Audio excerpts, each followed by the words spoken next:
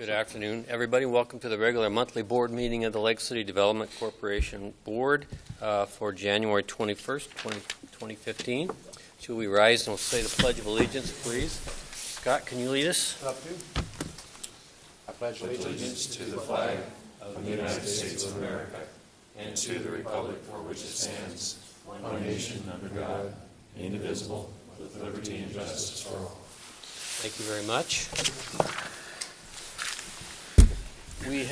We've rearranged the agenda a little bit tonight, just because our finance committee, one of their topics is our Midtown project, and we've met as a committee, has some recommendations to the board, which we think might impact what people's public comments might be about that. So consequently, we're going to have that committee report first, give the board a little chance to ask a couple of questions, then we'll move to public comment on that topic. So you'll have an opportunity, once you've heard the committee's report, to make some comments to us.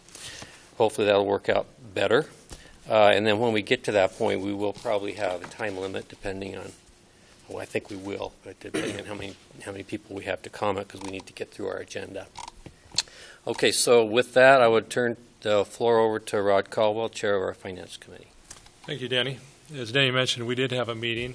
We met on January the 8th as a Finance Committee with Dave and Mick and Danny and I, and we were on the phone with Catherine Holmberg from the Housing Company, also Douglas briefly. What we were doing at that time was working through some of the numbers so we understood exactly the investment required from Lcdc if we decided to pursue the project, and kind of where all the sources of money would be and how that worked out. As it turned out, when we were having the discussion with them, there was a change in how they are funded and the credit that they need from us to show the project is viable. What happened was, in general, previously you could provide them land and a building for what you paid, and that was your contribution. Now if you do something, it's based on appraised value. So it reduced the amount of our contribution of property we already own, and would necessitate us spending more money to make the project work. And we just think that we need more time to understand those rules a little bit better and really go through all the economic issues as far as money required, what we could do, what we couldn't do. We talked to them for a while, and as we talked and as we thought about it, after they were off the phone, the committee felt like we need to study it further, because the rules have changed slightly. Nothing that the housing company has changed. I think it has to do with the tax credits and the federal government, how that all works. So they were under the gun and a deadline to try to get things done so they could get the tax credits this spring. Us saying we need more time to study it will definitely mean they won't be able to do an application again and for tax credits until next fall. The committee spent quite a bit of time talking about it, and we just really feel like we needed to understand it better and then be able to come to you as a group saying, okay, here's how much we paid for the land and everything we've got. Here's really what they need from us in infrastructure improvements and possible money to help pay for some of the commercial space down below, because we would need to help fund that. And so the numbers were moving, and rather than try to go real fast and not understand all the numbers, we felt it was more important to spend time on it. So Dave, Mick, Danny, ask you to add to the conversation, if you would, anything that I've missed, or answer any questions that the other members have.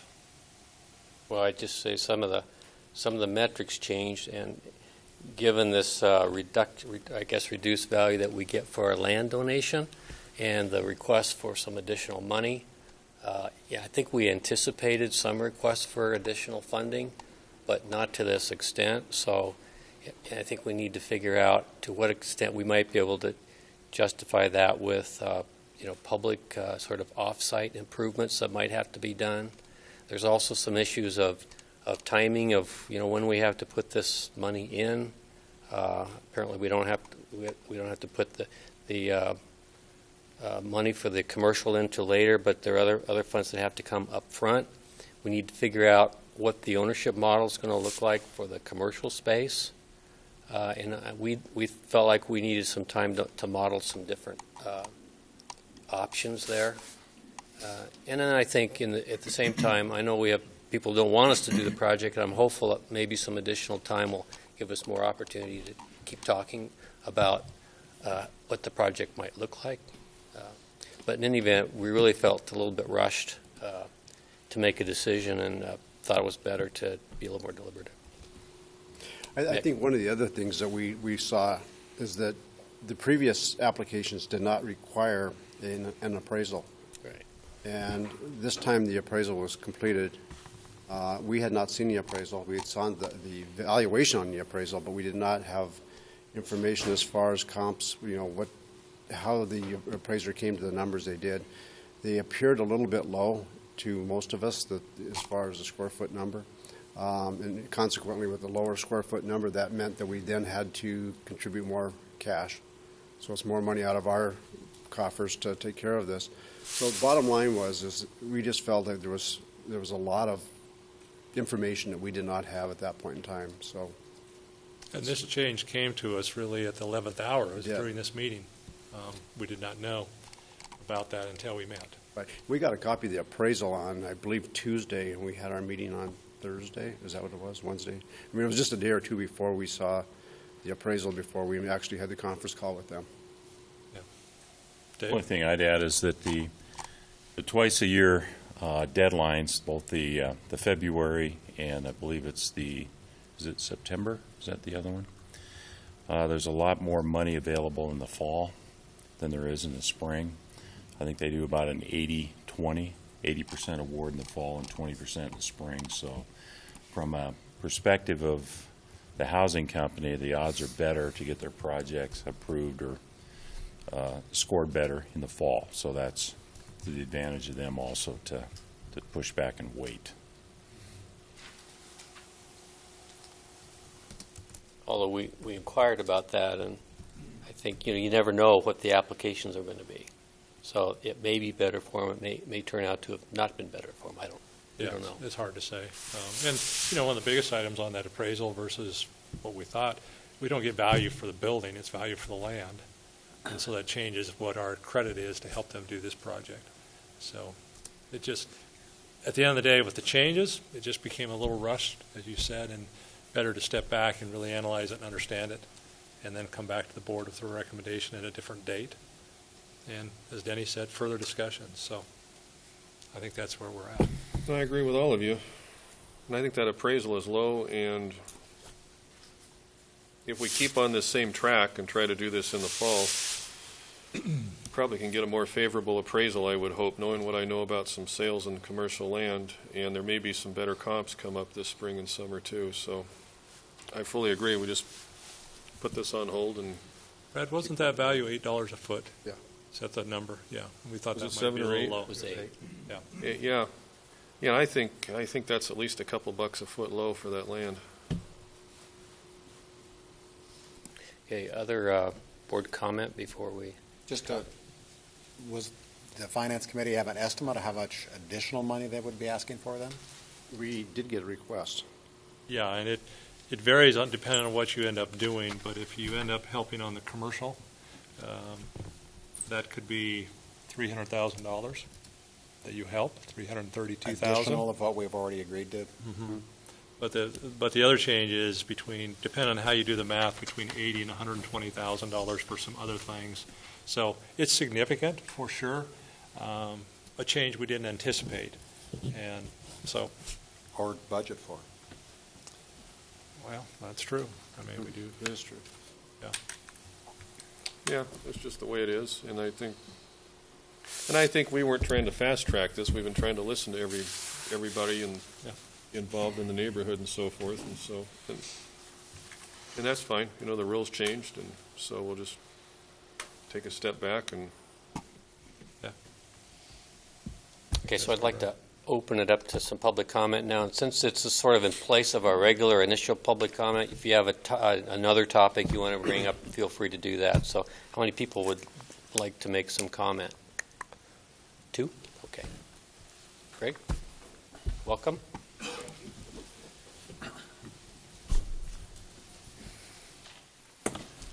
So Greg Johnson, part of the neighborhood of Midtown. Dave Lyons, also a resident in Midtown. So this is interesting news. And I'm going to keep my portion very short and sweet. Dave's got a little more info that he'd like to discuss. So with the meeting of the information that you received and re-looking at this project, how do we go forward with one or two of us part of the neighborhood being part of working with you guys, with Lcdc, and understanding what this is all about? I don't want to mess with protocol. I don't want to mess with rules. I would like, you guys have listened to us. You guys have given us, a workshop, a walk about the neighborhood, and I'd like that to continue because that piece of property is crucial to this Midtown. And so I would be asking for a request for myself and Dave, or maybe someone else on the committee. I wouldn't ask for any more than 2 people to be part of your discussions is what I would be after hearing what I just heard now. So Sure. If that would be something you guys be open to, I would throw my hat in and be willing to be a part of that. So just to understand the going on, Sure. so we're not always reacting to once a month and that whole hellapalooza. So we'd like to be a part of that. So after what I heard here, so I'm going to let Dave take it from here. I think what we're, most interested in talking about is the LIHTC tax program. We've done some research on it, have some understanding. I'm not a tax lawyer, but not the architectural plans, not the pocket park, not the configuration of the floor space, but the LHITC program, recognizing that the housing company is an adverse party in this transaction, stands to get close to $1 million worth of real property and cash free. And so therefore is biased. And the housing company has really been this board's only source of information about the LIHTC program. And we think that as I review the minutes and look at the videos, that's led to some misimpressions, some misunderstandings by some, perhaps many, perhaps all of the board members on a number of fundamental issues about how the LIHTC program works, what it does, what it doesn't do, and the likely consequences. Those are the kinds of things we'd like to sit down and give you our view of in a conference room somewhere, and show you what we've got and talk off the record, frankly, because we're all on the same side, basically. You're representing our interests. It's the website of Lcdc says creating public benefit for the people of Coeur d'Alene. We're the people of Coeur d'Alene. And typically, people on the same side of a transaction get together themselves to talk amongst themselves before they talk to the opposing party. So that's what we'd like to do, as Greg said. And I could give you a 5-minute capsule now of my thoughts. We could save it for later. But it's really the LIHTC program, not the pocket park, not the configuration of the floor space, not the architectural drawings that we're interested in talking about. And again, bottom line, Midtown wants to work with Lcdc. That just goes without saying. So that's why we are here tonight and all the other evenings, and that's why we're asking to be a player and have a seat at the table with y'all. So if I could, would the board be amenable to somehow providing an opportunity to meet with either our housing committee, or maybe we'll sit and chat about the configuration of the committee? Maybe we need to have a little bit of blended finance housing committee folks, and maybe set up a meeting and give you that opportunity to present that information to us. And then we can look how we can move forward with other meetings and other forward. Okay, we would be more than happy with that. Is that the consensus of the board? Sure. Yeah, I think that would work. I appreciate you guys stepping back and taking a look at it. Since you guys have got questions, we've always had questions, so I appreciate the board's look at this. So Sure. thank you. I'll get with Tony. We'll get with you, Greg, Okay. and figure out a time that works, and we'll figure out the configuration of our. Thank you, board. of our Thank you. Thank you for your Okay. comments. Thanks. Anyone else in the audience have a public comment for us at this point? Okay. If not, then we'll move on to approval of the minutes. So we have, Do we need board action? on well, I don't know that we do. We could make a motion saying that we'll continue to work the initiative towards a September application window with the housing company and the Midtown stakeholders. Or do we need it? I don't know. I'm not sure we need it to do anything. I think inaction sends the correct message, so at this point. Okay, so let's do, One quick question, is Yes. the housing company aware of our, yes. as long as they're not waiting for something for us? Well, they are, but You'll have to wait longer. Yeah, anything else on that topic? You know, Okay. all I would say, just from my standpoint, I'm still fully on track with a housing company. I'm not suggesting that we start changing things, but if another opportunity comes up while we're waiting for all this to happen, and we can always look at something else, I guess. I've heard about investors that want to look at this. I don't know. I'm just saying I'm always willing to look, but right now, I'm still planning on working with a housing company and refining this thing. But there's a time window that's open too if something else comes along. But they're still a key player in this because they own land in this and they're heavily vested in here with their money. So they have to be a part of it or taken into consideration if something else comes up. But True. eventually something will work out. Hopefully. So approval of minutes, we ready to do that, December 17th meeting? We have a motion on that. So moved. Second. Moved and second to approve the minutes of the December 17th board meeting. Any questions, comments, or corrections? Hearing none, all those in favor say aye. Aye. Any opposed? Motion carries. I didn't catch the second. Justin did. Okay, thanks. Yeah. Okay, so that brings us to another item on which we'll take public comment. That is our 2014 draft annual report. Tony. Thank you, Mr. Chairman. Jeff, if you could throw that report up on the screen. The commissioners have all seen this report, but I thought this is the best venue to share the report with the viewing audience and the folks in the room here as we walk through it and share with everybody what the report's all about.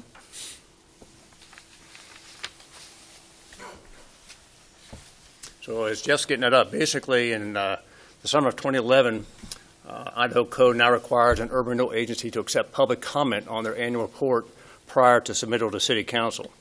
The following Lcdc process has been established to meet the new statute requirements. So the draft 2014 annual report to Council was posted on the Lcdc's website homepage a week prior to this meeting. A public notice ran in the Coeur d'Alene Press a week prior to this meeting, letting the public know that the board would accept public comment on this draft report. Public comment on the annual report will be a discrete agenda item at today's meeting, which it is. When this agenda is addressed, an overview of the report will be provided by myself. Then the LCDC chairman will ask for public comment on the annual report and any board member comment. Then the board can choose to discuss any issues they wish, and then direct the executive director to work with the chairman on making any modifications to the draft report prior to submission to City Council. We'll approve the draft report via motion and then send it on to Council. So that's the process we've established since 2011. So if you look to the screen, you can kind of see the report's not very long. It just kind of has an opening section where it shares our vision and mission. Okay, Jeff? And then we talk about our long-term strategic goals, focusing on education, job creation and retention, workforce housing, public space, which would create new and enhance existing public space. Okay. public parking, midtown vitalization, and downtown vitalization. These goals have been chatted about before in our meetings. They're set and discussed at our strategic planning session every spring. So this is just a reiteration of those goals for City Council. Next, Jeff. And then in the report shows our tactical fiscal year 2014 goals and our fiscal 2015 goals. These tactical goals, the board develops these every year to help achieve the strategic long-term goals. So those are contained in the report. And then we recap some of our successes for the 2014 year. We talk about McEwen Park. We talk about our initiative to help buy Burlington Northern Santa Fe right-of-way areas in partnership with the City Council. We talk about new initiatives regarding the higher education campus, mainly the joint use building that we hopefully can get funded in Boise this session. We talk, look too quick on that one, Jeff. And we talk about our Midtown placemaking efforts. We talk, which includes our workforce affordable housing partnerships with Whitewater Creek and the Housing Company. Okay, Jeff.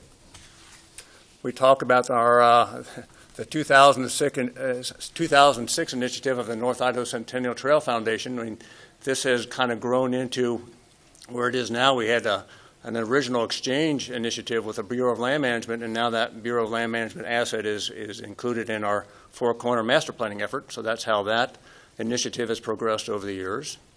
We talk about our Urban Land Institute programs that we hosted in 2014. We talk about our Riverstone West Improvement Reimbursement Agreement and how that's coming along. Okay, Jeff. We talk about the new project out on Celtice Way called the Circuit of Celtice that put a bunch of new sewer line in on the north side of Celtice that opens up that infrastructure to a lot of parcels out there 14 other parcels that will help economic development in that area. We talk about our Riverstone projects and our participation agreements, our partnership with the Coeur d'Alene Downtown Association, our recent endeavor with the Coeur d'Alene Downtown ADA Compliance Sidewalk Partnership. We completed half of that this year, and we'll complete the other half of that funding. We completed half of it last year, and we'll complete half of it this coming year. We talk about our communication efforts and our partnership with Range on enhancing our communication outreach efforts. And we talk about all our other key partnerships in the community, our knowledge-sharing efforts, communication and outreach. We also list our Lake District strategic property portfolio in an exhibit, which I'll talk about in a minute. One too fast there, Jeff. We talk about our board membership and committees, who's on the board, our chair and vice chair, and our standing committees. Okay, Jeff. And then we kind of summarize and look forward to 2015. So the next page shows you our strategic property portfolio in the Lake District. We have sold one property, the 728 Sherman Avenue, closed in December. That property is now back in the private sector. And then the final segment of the report is a listing of our financial statements for the end of the fiscal year 2014. We have a balance sheet and a year-end income sheet. So that is a report that I submit to council every year. And we received one public comment in the mail regarding the report. It is an anonymous letter, post-dated in Spokane, and it shares that Lcdc should do something basically with the artwork in the McEwen Park. This person does not like that. I just remind everybody that Lcdc has no control over the public art. That's a City of Coeur d'Alene initiative, and that we help in the funding role, but we make no decision on what kind of public art gets chosen or where it's placed. That's what. So with that, the floor is open to some public comment. Again, the 3-minute rule applies, but we welcome anybody that wants to make a comment on our annual report before we act on that. Do we have any comments? Okay, seeing none. Move to accept the annual report as presented. Second. Move and second to accept the annual report as prepared. Discussion. I want to thank Tony for putting this together each year. I think it's a good chronological history of what goes on with our efforts. And so, assuming it's approved, we will send that off to City Council and Tony will make a presentation on that at the, To be determined. at a to-be-determined City Council date. So, seeing no discussion, we ready for a vote? All those in favor say aye. Aye. Any opposed? Motion carries. That takes us to committee reports. Finance Committee Okay. for our monthly number crunching. There you go. Thank you, Mr. Chairman. As we typically do, let's start with the Lake District first, and we will start with the balance sheet of the Lake District. The Lake District did have an increase in cash during the month of $263,833. That was primarily the result of our tax county increment check, and then also the proceeds, as Denny mentioned earlier, we sold the property on 728 Sherman Avenue. We netted right at $160,000 for that property. The receivables, no significant change. Building and assets did decrease from the sale of that property, and we had paid that down over time. And the land decreased by the amounts, those two amounts. So a little bit of difference there. Cash goes up, land and buildings go down. On the liability side of the equation, notes and mortgages payable, we had a decrease of $15,903, and that represents our typical monthly payments and the principal reduction on our notes that we make each month. Everything else stayed about the same for the month. There wasn't a whole lot of activity beyond those items on the balance sheet. If you go to the profit and loss statement, that's where you can see the tax increment check that we received, which was $112,419. We had rent income of just slightly below $12,000 and some interest income of $387. Total revenue during the month of $124,804. On the expense side, you'll see that we had a little larger than typical repairs and maintenance. That's about a third of the way down. It was $8,595. That's primarily due to a new furnace at 728 Sherman Avenue, the property we sold. We needed to put a furnace in there to sell it. And then our share of some external painting at the Olympia restaurant and some asphalt patching on the 4th Street Midtown lot. That was $1,700 for that patching. So a little bit higher than normal for the month. Everything else stayed about the same. We did have a tax and increment payments due to the county of $1,096. That's an annual charge that we have from the county. So other than that, it was a pretty basic month. There wasn't a whole lot of activity beyond the repairs and maintenance, which was unusual. Any questions about the Lake District before we go to the River District? If not, we'll go to the River District next. And the River District did have an increase in cash during the month as well, primarily due to the tax increment money that we received. And no other significant changes on the balance sheet or, the asset side or the liability side of the balance sheet. If you go to the profit and loss, that's where you'll see our tax increment check funds that came in, $77,318. We had a little bit of interest income of $524 for a total of $77,842. The expenses were primarily the share between the two districts on some of the expenses that we pay on overhead. There wasn't a whole lot in the expense category to talk about. So, any questions about the River District for the month? Most of the activity was simply the tax increment check. If not, we will next go to the payables. I think Tony has already passed those out. Is that correct? Or they're just going out now? Just coming around. Okay.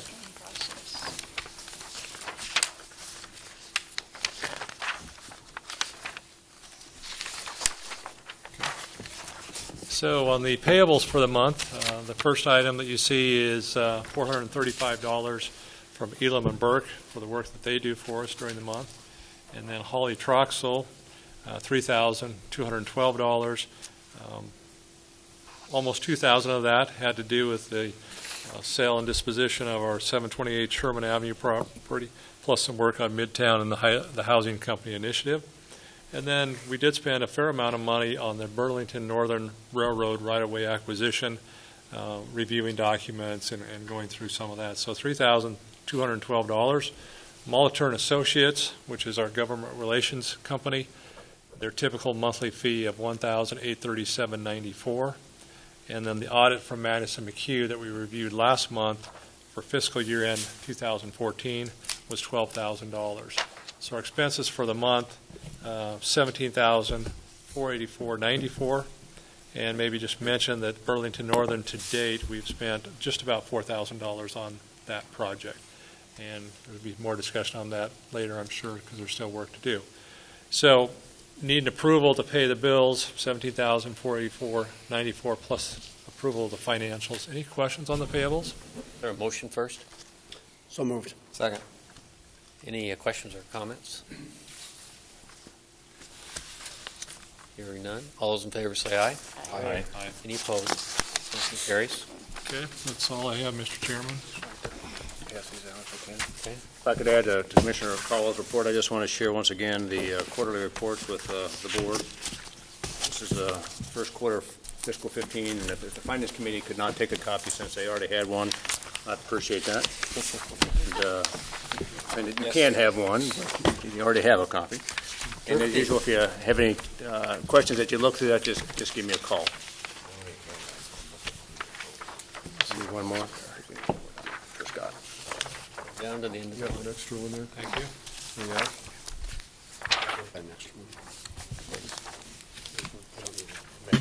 Oh, he Okay. has one. I'm sorry. Housing Committee. Mr. Goodlander.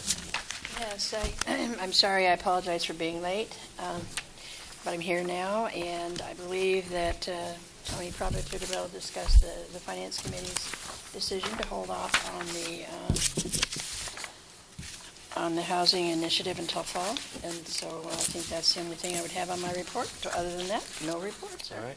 Thank you for that. That's quick and easy. It is. Parking Committee, Brad. I don't have anything new to report, Mr. Chairman. We do have a Parking Commission meeting coming up in February, so I should have an update at the next LCDC meeting. Any questions of Brad? Before we go on, Communications, Dave. Thanks, Mr. Chair. Two things to continue our discussion on tonight that we previously have discussed. The first one is the refreshment of the both the short and the long-range version of our videos.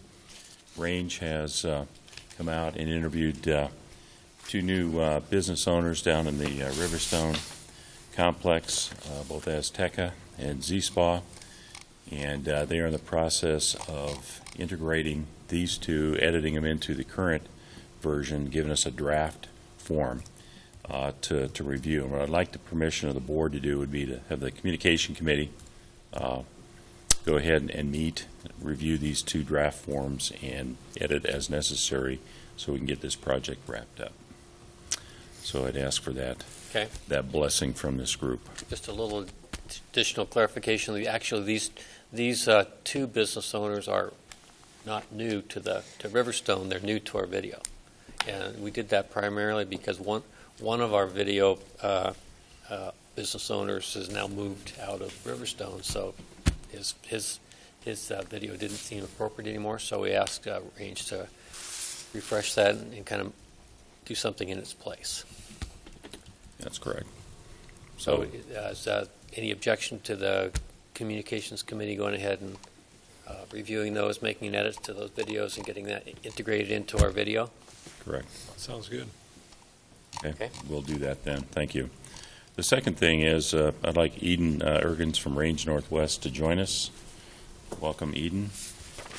As a continuation of our discussion, we've started the last couple of meetings pertaining to a proposal that Eden's company has brought forth for us in addressing the findings of the Robinson survey that we commissioned last fall, and a strategy and a scope of work involved for us to educate people in an area in which the survey exposed that we needed to focus some efforts towards. Tony is passing out kind of the timelines, the weeks involved, the cost breakdowns for the various segments for us to do this. I'd like to have you all reference this as Eden kind of talks us through the proposal here. And keep in mind, I think the basic premise of what we're doing here is bolstering the utilization, the access, and the information that our website provides. Updating our videos, which are totally accessible on the website, and also updating the website itself, the usability of it, the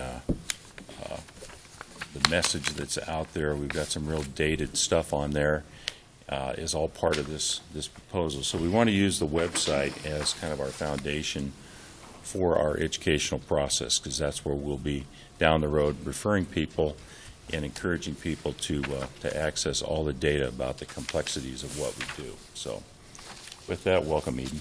Okay, thank you. Would you like to kind of break down for us and field any questions that people have Sure. pertaining to your timeline? So Adam First presented this last month, He did correct? not. He did not? Did you see this last month? I don't remember seeing it. Oh, I thought he did. Okay, He talked about it. He He talked talked about a phased approach. okay. Yeah.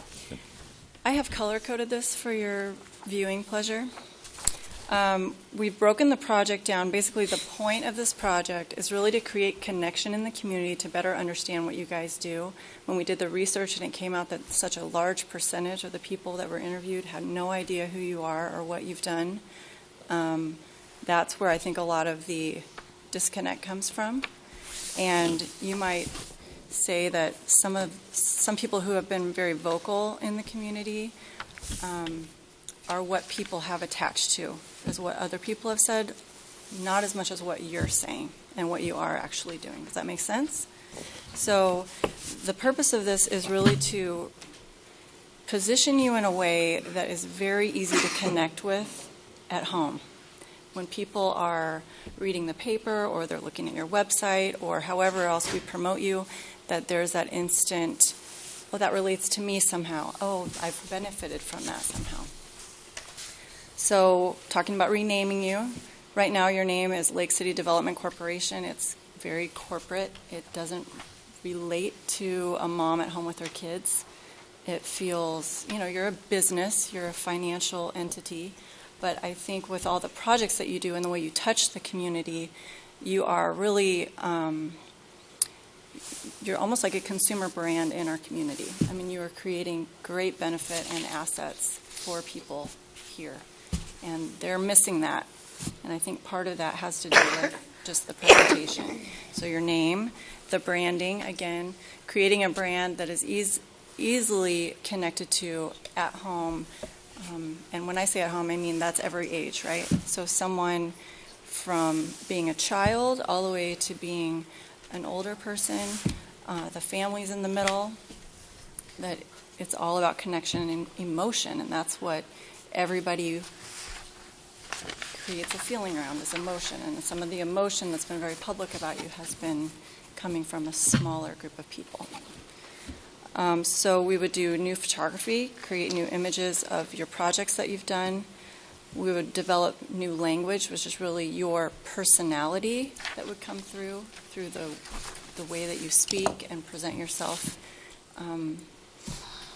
Tony's really good at writing very literal documents, but creating more fun and an actual real personality. And it's not fun? Well, and then all of that would get integrated into a website, and the website would be, the primary access to your new brand and personality.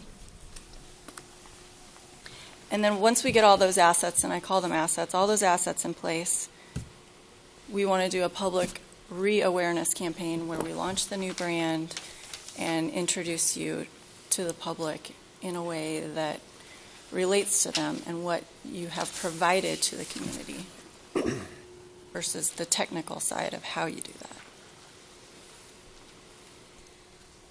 Okay, questions for Eden? In the early days, we originally were the Coeur d'Alene Urban Renewal Agency, and that changed to LCDC several years later.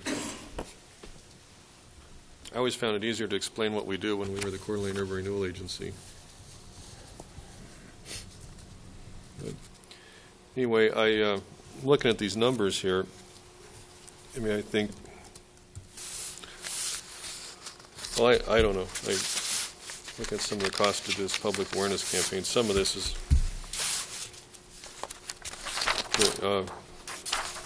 Expensive. pretty well. Some of this is pretty easy to understand and grasp around. Some of this is pretty expensive, to use your term. Yeah. Maybe for the benefit of the audience, should I read? kind of Yeah, what- maybe we should summarize what we're talking about. So from what Eaton's saying, for their Phase 1 work, the name re-strategization would be proposed to cost $3,000. The logo redesign would be $4,000. New photography to be used on the website and for media campaigns would be $5,000. New text that would be fun versus what I write that would be used on the website and in media campaigns would be $4,000. And then redesign of the architecture and of the website, because as you all know, when you work with websites, they get outdated pretty quickly about the technology that keeps coming on board, and ours has been in place for quite a few years. So Range has suggested that they update the infrastructure and venue of the website at a proposed cost of $13,000.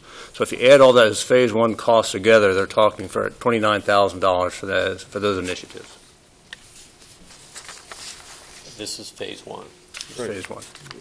So there are additional dollars. I mean, it basically, and I think there's some value in all this, but the initial cost is to make, I think, the information more user-friendly, and then it's a second phase is to sort of launch it out there to the public with trying to bring that number of unawares down. And I think that's a valuable objective. That's the ultimate objective, right? Is to make more people, whether they're happy or unhappy, know more about what we do. So I think that has benefit. But understand, as you go into this Phase 1, we probably don't stop there. We have some decision making to do about the following phases. Yeah, I see some other numbers in Phase 2. Yeah. Phase 1 is going to get you places. I'm not saying that you couldn't stop. I mean, you could stop at Phase 1 for sure, but then you're still relying on people to get to you versus you getting to them. Right. People have to seek out the website.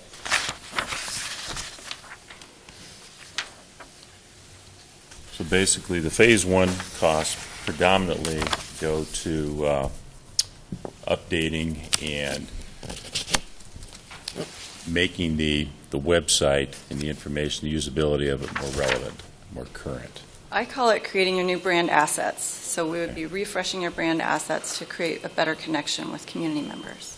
In addition to that, we have photography materials and language for brochures or other forms of media that can be employed or engaged as we go out to educate people. Right.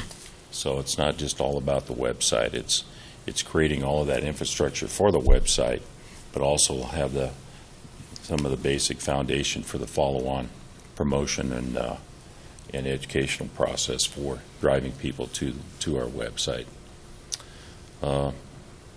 And you will be able to update your own website. You don't have to call us to update your website. That'll be something that Tree will be able to manage. Okay. But other than the website, we won't have any other assets to show for, I mean, we'll have the infrastructure in place, but no other public driving material. We won't have brochures, signage, No. any of that type of stuff out of Phase 1. Okay. One other thing, I don't know where we go with all this, but some cities with their urban renewal agencies, I'm thinking of San Diego when I was there a few years ago. They did a really aggressive campaign of just putting out to developers and landowners what they could do, to rebuild downtown San Diego and so forth, and projects they could do. So, you know what I mean? That's like a little separate thing from the public awareness. That's, I guess, like property owner and developer awareness. Well, I think, the ultimate objective of this thing, this isn't designed to be a love fest where we go out and we try to create people that fall in love with what we do. I think it's an educational process, and we want people to be informed, to be able to go to get non-emotional information, not stuff that somebody leaning over the fence is misinformed about that's passing along, even though that's going to continue to happen. But we want people to to be able to put their arms around the process and come down and share those thoughts with us, either share it online, share it in person, share it on the phone, whatever it takes, but engage people to what we're doing, because it is their money that we're talking about employing here as we go forward in doing what we're charged to do. So I want people to know that this is not a self-promotional campaign. I want it to know it's an educational campaign, because we won't get anywhere if we go out and try to tell people how wonderful we think they should feel about us. We want to engage them to come down and, much like the Midtown people, feel that we're approachable, that we can be sit across the table, that we can sit down and we can exchange ideas on what concerns people about their particular interests and activities related to what we do. So I think this is a very important part of that. Yeah. I'm not at all uncomfortable with phase one. I think that that's important to us to update our website, get these processes in line. And we certainly don't have to move forward on phase two or any part of phase two at any time. That phase two is a number of components. We can pick and choose any kind of components that we would choose to utilize, if or none, either some or all or none. So that gives us more of an opportunity, I think, to to understand that what we're talking about to begin with is this process of being able to have the information accessible to the public in an easily understood process, and that's what we're after here. So I feel that phase one is, we've looked at it a lot. We've looked at a lot of different processes. We've already invested some money in this, that we should complete this process and make sure that our website is up to snuff and that we're on track with that. Then we can certainly come back and look at any further processes. Tony, correct me if I'm wrong, but to make you feel a little bit better about the dollar figure, I think we're spending about $1,000 less per month than we were when we had a public information officer, Keith Erickson, on retainer. So we are realizing some savings from that, but at the same time, we're not getting that information pushed out the doors as well, probably, or as frequently at least. I guess that's my concern, is that once we have this completed and we have the website up to the speed we want it to be, it didn't appear from the survey that a lot of people used our website. So, it's great to have a really nice website that has a lot of information, tells a great story. But if nobody goes there and nobody knows that it exists, it's worthless. Yeah. So how are we going to take it to the next level? I see the phase two, but I'd like to figure out some way to have a way to drive people to the website so that the awareness is there. That's what phase two is about. Well, it's much more than the website, though. You mean that it costs? Phase two has a lot more components than just driving people to the website. Well, everything would go to the website. The website would always be a part of what we promote, but it would also be telling a story where they are located. So our ultimate goal is to drive people to the website? Is that what The ultimate goal is to tell the story and have the website be the default for them to get more information. Telling the story via a print ad or a TV spot, which I don't think you guys have ever done any television, have you? We haven't, again, this is pretty broad stroke. This isn't drilled down to where or what show or whatever. But again, I'm saying let's go to families that use the Kroc Center, that have no idea, that love it, have no idea that you guys are a part of that. And then they read a newspaper letter to the editor, and that's what forms their opinion, right? But this is let's tell the story about what you do in a simple, easy manner and get people, again, at home that live in this community and enjoy the parks and the Kroc Center and the Centennial Trail and the library to get that you're really about public benefit and you've already done a ton of it and they just don't realize it. And for more information, here's our website. You talk Or about come to a meeting. television, it's sort of like seemed foreign to me when we first started talking about it. And I actually saw recently on a Idaho Public Television broadcast that Capital City Development Corporation has an advert. It's really an advertisement on public television. I don't know if they run it on broadcast TV or not. Maybe a sponsorship at the front of the show.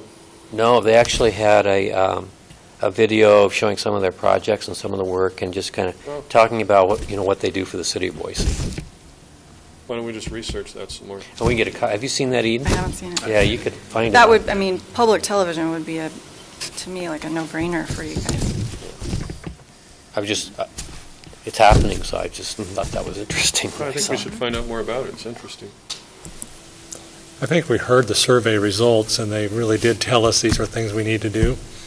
And I'm in support of it. I think that, as Dave said, it's not to convince people that we're trying to do something and promote ourselves. It's more to get the information out there as to what we do. Because you're right, the Kruk Center, it's been there for a while. People are using the heck out of it. You don't think about who helped put that together. Right. You go to the library, you don't think about the work this group did to help this library get started. So, yeah, just to inform people, and as you say, build a really good website. I know it's money, but I think it's money well spent. So I kind of like the plan on phase one. Anybody else? Yeah, Al? Well, I think one of the things that's a benefit is if we get enough people on the same page where they're telling the same story. Right now, you're hearing probably 5 or 6 different stories out there as to what this agency is and what it does. If we get ourselves and everybody that's associated with us on the same page, I think that's a big benefit. And I see this as a way of doing that. Dave, are you looking for a motion? I think so. Okay, I'll make a motion that we move forward with Phase 1 of the LCDC Public Career Awareness Asset Program. I'll second.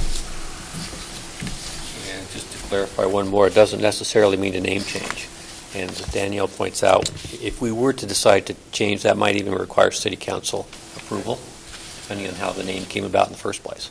You'd have to look at what the original resolution. Might be in the ordinance. Yeah, that created the agency, what it says about the name. Whenever the name change took place. I think Tony was here when we did it. Actually, our official name is not Lake City. It's a DBA, to doing business as, so it may have just been by resolution. Yeah, it was, we came along later. The council didn't create the name, boards created it. And I think with any rebranding that you ever do on anything, we just want to make sure. I agree with Eden. There needs to be a perception change, but we want to just be very careful that we don't get lost in translation with that. Where all of a sudden, who are these guys' new name? They don't understand that we really were the same people we were before. So it's Keep it touchy. simple. Yeah. So our underlying name could still be Coeur d'Alene Urban Renewal. It legally is. Okay.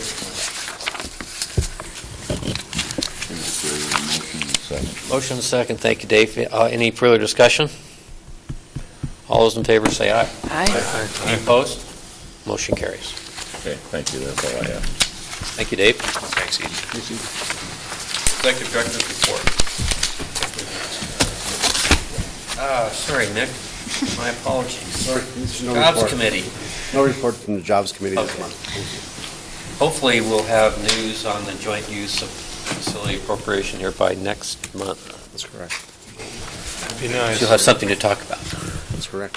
And we're still looking at some of the other initiatives we've been working on as far as the innovation group that we've been working with them too. So we'll have that for later.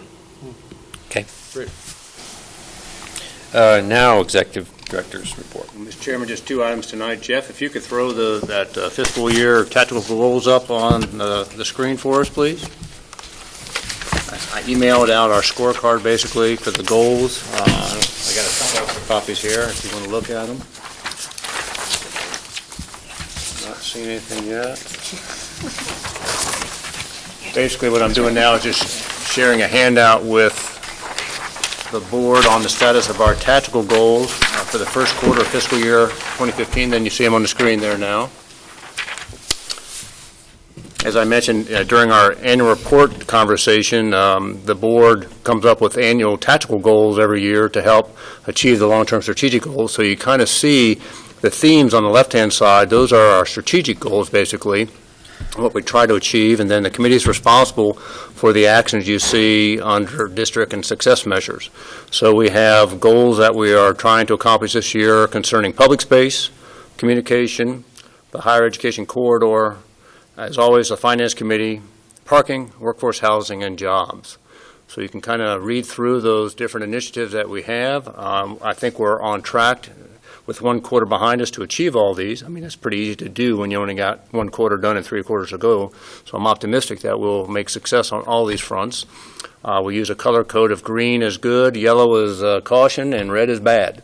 So we'd like to see all green up there as we continue through the fiscal year. But we're looking pretty good, and we're making progress as you read through these on several of those, and we hope to achieve them all this fiscal year. Any questions on our tactical goals? We'll give those all a good workover in April when we hold our strategic planning session as well. And then the second item, Mr. Chairman, is just an update on the Four Corners project. Now I'll turn to my friend here, Commissioner Patcher, to help me. We have a second public open house scheduled for February. I don't know if there's a date yet. Is there? I don't think there's a date yet. But the Welchcomer team is still working on the master planning process. They're still meeting with different stakeholder groups or fine-tuning their master plan based on input they've gotten to date. And they're going to unveil kind of refined set of concepts at the February open house as we get down to bringing closure on the master planning effort by April. And then comes the part of how do you deploy and make it all happen. And I think this organization will be approached to be a partner on some facets of the master plan. Could be. Could be.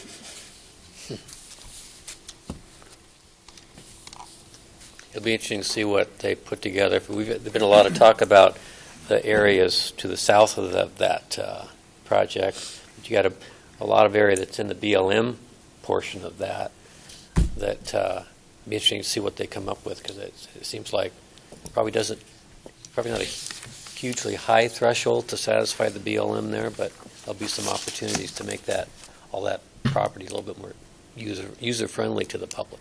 I think they have some fairly stringent requirements, too, that you have to follow In terms of restrictions of what you can't do. Restrictions, what you can't do. Mm-hmm. Yeah, the whole process has been interesting. We've spent probably 75% of the time talking about issues outside the BLM property, and it has to do with probably the area directly south of Memorial Field in that complex, Independence Point, the museum parking, higher education building, campus on the corner. I mean, all of those things are the hot button issues.